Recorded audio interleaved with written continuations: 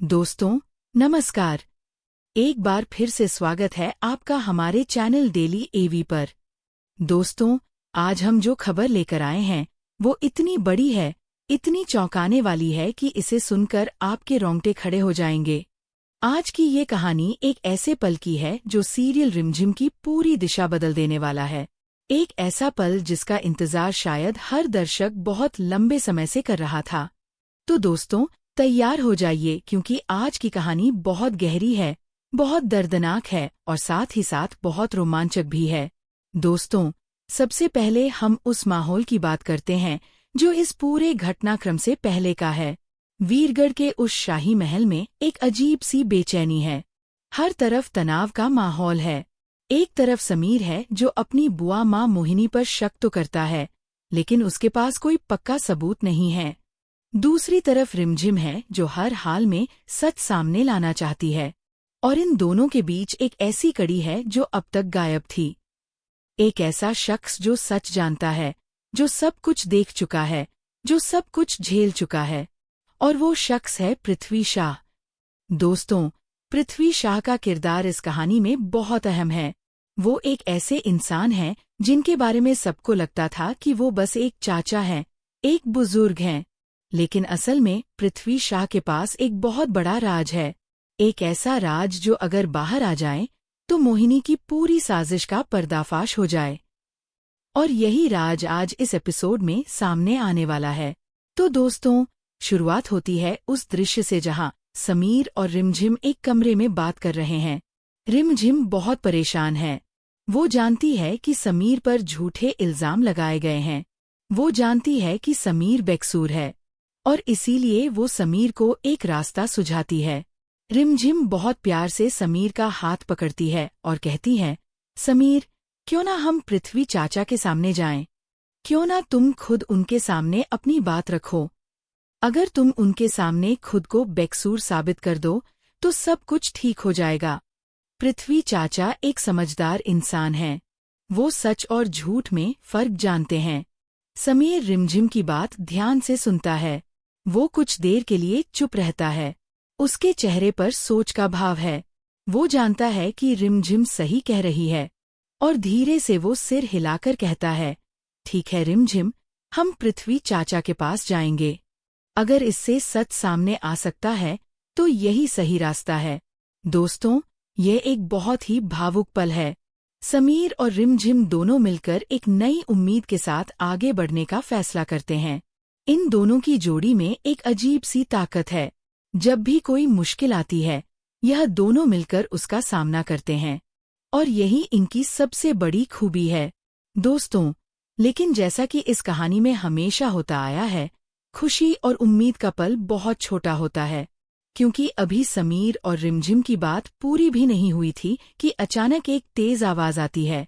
एक ऐसी आवाज जो पूरे महल को हिला देती है। गोली चलने की आवाज। दोस्तों यह आवाज सुनते ही समीर और रिमझिम दोनों एकदम से चौंक जाते हैं। उनके दिल की धड़कन तेज हो जाती है। वो एक दूसरे की तरफ देखते हैं और बिना एक पल गवाए कमरे से बाहर भाग पड़ते हैं। उनके पैर तेजी से चल रहे हैं। दिल में डर है, मन में हजार सवाल हैं। किसने गोली चलाई? कहाँ चलाई? किस पर चलाई? और दोस्तों जब वो बाहर आते हैं तो जो नज़ारा उनके सामने होता है वो देखकर उनकी सांसें रुक जाती हैं। जमीन पर खून से लथपथ एक जिस्म पड़ा है और वो जिस्म किसी और का नहीं बल्कि पृथ्वी शाह का है। दोस्तों ये दृश्य बेहद दर्दनाक है। पृथ्वी शाह जो अभी कुछ देर पहले ठीक थे, जो अभी कुछ देर पहले अपनी जिंदगी जी रहे थे, वो अब जमीन पर पड़े हैं। उनके कपड़े खून से भीग चुके हैं। उनकी आंखें अध खुली हैं। उनकी सांसें बहुत धीमी और कमजोर हो गई हैं। यह देखकर समीर और रिमझिम दोनों के पैरों तले जमीन खिसक जाती है। समीर तुरंत दौड़कर पृथ्वी शाह के पास पहुंचता है और उन्हें संभालने की कोशिश करता है। वो चिल्लाता है, पृथ्वी चाचा, पृथ्वी चाचा, आंखें खोलिए, मैं यहाँ हूँ, सब ठीक हो जाएगा। रिमझिम भी तुरंत पास आ जाती है। वो इधर उधर नजर दौड़ाती है यह देखने के लिए कि गोली किसने चलाई, लेकिन वहां कोई नहीं है। गोली चलाने वाला अंधेरे में गायब हो चुका है। दोस्तों, यहाँ पर एक बहुत बड़ा सवाल उठता है, आखिर किसने चलाई ये गोली? किसने पृथ्वी शाह को इस हाल में पहुंचाया? और सबसे जरूरी सवाल, क्यों? पृथ्वी शाह ऐसा क्या जानते थे जिसकी वजह से किसी ने उन्हें रास्ते से हटाने की कोशिश की? दोस्तों, इन सवालों का जवाब बहुत जल्द मिलने वाला है, लेकिन पहले उस दर्दनाक पल को महसूस करिए जब पृथ्वी शाह अपनी आखिरी सांसों के बीच आंखें खोलते हैं। उनकी धुंधलाती आंखें समीर को ढूंढती हैं, और जब उनकी नज़र समीर पर पड़ती है तो उनके होंठ हिलने लगते हैं। वो कुछ कहना चाहते हैं, वो एक बहुत जरूरी बात कहना चाहते हैं। समीर झुककर पृथ्वी शाह के पास आता है और धीरे से कहता है, चाचा, बोलिए, मैं सुन रहा हूँ। क्या हुआ? किसने ये किया? और तभी पृथ्वी शाह अपनी कांपती हुई आवाज में वो शब्द बोलते हैं जो इस पूरी कहानी को एक नई दिशा देने वाले हैं। दोस्तों, पृथ्वी शाह कहते हैं, समीर बेटा, मैं तुम्हें सच बताना चाहता हूँ। मरने से पहले मैं यह राज अपने साथ नहीं ले जाना चाहता। सुनो मेरी बात ध्यान से। और ये सुनकर समीर और रिमझिम दोनों की सांसें थम जाती हैं, क्योंकि जब कोई इंसान मरते वक्त कुछ कहता है तो वो सबसे बड़ा सच होता है। मरते वक्त कोई झूठ नहीं बोलता, और पृथ्वी शाह जो बताने वाले हैं वो इस पूरी कहानी का सबसे बड़ा सच है। दोस्तों, अगले सेक्शन में हम जानेंगे कि पृथ्वी शाह ने आखिर क्या राज खोला, मोहिनी का कौन सा काला सच सामने आया, और समीर व रिमझिम ने इस सच को सुनकर क्या किया। तो जुड़े रहिए हमारे साथ। दोस्तों, जहां हमने पिछले सेक्शन में छोड़ा था वहीं से आगे बढ़ते हैं। पृथ्वी शाह जमीन पर पड़े हैं, खून से लथपथ, आखिरी सांसें गिन रहे हैं। समीर और रिमझिम दोनों उनके पास घुटनों के बल बैठे हैं। पूरे महल में एक भयानक सन्नाटा है। बाहर रात का अंधेरा है और अंदर एक ऐसा पल है जो इस पूरी कहानी को हमेशा के लिए बदल देने वाला है। पृथ्वी शाह की आंखें धीरे धीरे बंद होने लगती हैं। उनकी सांसें और भी कमजोर पड़ने लगती हैं, लेकिन उनके अंदर एक जिद है, एक जज्बा है। वो जाने से पहले ये सच जरूर बताना चाहते हैं। वो नहीं चाहते कि यह राज उनके साथ ही दफन हो जाए, और इसीलिए वो अपनी पूरी ताकत बटोरते हैं और बोलना शुरू करते हैं। पृथ्वी शाह की कांपती हुई आवाज में शब्द निकलते हैं, समीर बेटा, मुझे माफ करना। मैं बहुत पहले ही ये सच तुम्हें बता देता, लेकिन मैं डरा हुआ था। मोहिनी ने मुझे धमकी दी थी। उसने कहा था कि अगर मैंने मुंह खोला तो वो मुझे और मेरे परिवार को बर्बाद कर देगी, और इसीलिए मैं चुप रहा। लेकिन अब मैं और नहीं रुक सकता। अब मैं यह बोझ अपने सीने पर लेकर नहीं जा सकता। दोस्तों, ये सुनकर समीर के चेहरे पर एक अजीब सा दर्द उभर आता है। उसकी आंखें भर आती हैं। वो पृथ्वी शाह का हाथ और मजबूती से थाम लेता है और कहता है, चाचा, आप बोलिए, मैं सुन रहा हूँ। जो भी हुआ है हम उसका सामना करेंगे, लेकिन पहले आप बोलिए। और तब पृथ्वी शाह वो बात कहते हैं जो इस पूरी कहानी का सबसे बड़ा खुलासा है। वो कहते हैं, समीर, सच ये है कि मोहिनी ने ही मुझे 2 साल तक अगवा करके रखा था। दोस्तों, यह सुनते ही समीर और रिमझिम दोनों जैसे पत्थर बन जाते हैं। उनके मुंह से एक शब्द नहीं निकलता। उनकी आंखें फटी की फटी रह जाती हैं, क्योंकि यह कोई छोटी बात नहीं है। ये एक बहुत बड़ा और भयानक सच है। 2 साल, पूरे 2 साल तक पृथ्वी शाह को अगवा करके रखा गया, और यह सब किसी दुश्मन ने नहीं, बल्कि अपने ही खानदान की मोहिनी ने किया। दोस्तों, जरा सोचिए उस इंसान की तकलीफ के बारे में जो 2 साल तक कैद में रहा हो, जो 2 साल तक अपने घर से दूर रहा हो, अपने परिवार से दूर रहा हो, जिसने 2 साल तक यह नहीं जाना कि बाहर की दुनिया में क्या हो रहा है।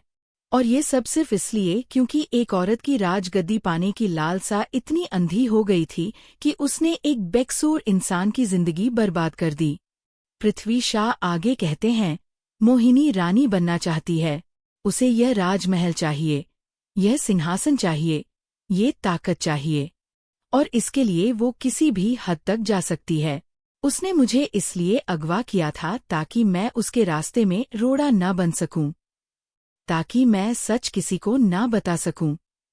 समीर बेटा, वो ये सारा खेल बहुत लंबे समय से खेल रही है और उसकी साजिश बहुत गहरी है। दोस्तों, अब यहाँ पर समीर की मनोस्थिति के बारे में बात करते हैं।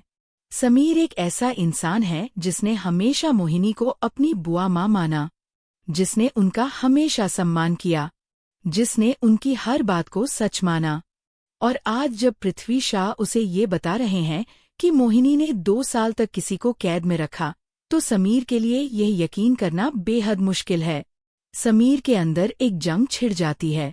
एक तरफ वो बचपन की यादें हैं, जब मोहिनी ने उसे प्यार दिया, जब उसने उसकी देखभाल की, और दूसरी तरफ है पृथ्वी शाह का वो सच जो वो अपनी आखिरी सांसों में बोल रहे हैं। और समीर जानता है कि मरते वक्त कोई इंसान झूठ नहीं बोलता। मरते वक्त इंसान का दिल साफ होता है। मरते वक्त इंसान सिर्फ और सिर्फ सच बोलता है।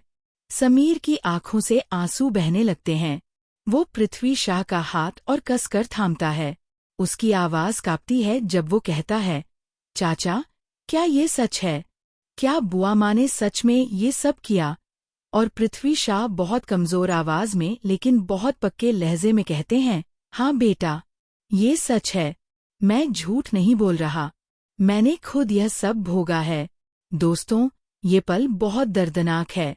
ये वो पल है जब एक बेटे को ये मानना पड़ता है कि जिसे उसने माँ का दर्जा दिया, उसने उसे और उसके पूरे परिवार को धोखा दिया। ये दर्द बहुत गहरा है। ये जख्म बहुत बड़ा है। दोस्तों, अब बात करते हैं रिमझिम की। रिमझिम जो ये सब सुन रही है, उसके दिल में बहुत सारी भावनाएं एक साथ उठ रही हैं।